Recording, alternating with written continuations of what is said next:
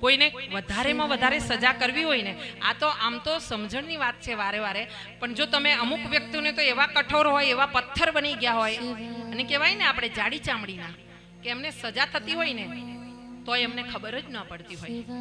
એમનો આપણે વિરોધ કરીએ, તિરસ્કાર કરીએ, પણ એમને કંઈ વાંધો પડતો, એ પોતાની મસ્તીમાં જ પડતા હોય, એમને કંઈ ફરક પડતો જ ન હોય.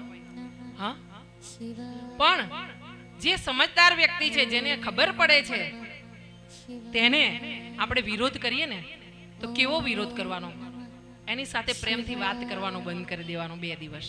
જુઓ કેવી અસર પડે છે. મૌન છે ને એ પથ્થર છે, અને જ્યારે એ પડે છે ને ત્યારે ઘા કરે છે. હા, કઠોર ઘા કરે મૌન. શબ્દો તો કરે, પણ એ શબ્દોને વેડફવાની જરૂર નથી. સમજદાર વ્યક્તિ સામે હોય ને, મૌન ધારણ કરી લેવાનું. એ તરત સમજી શકે કે મારો વિરોધ થઈ રહ્યો છે આજે ક્યાં.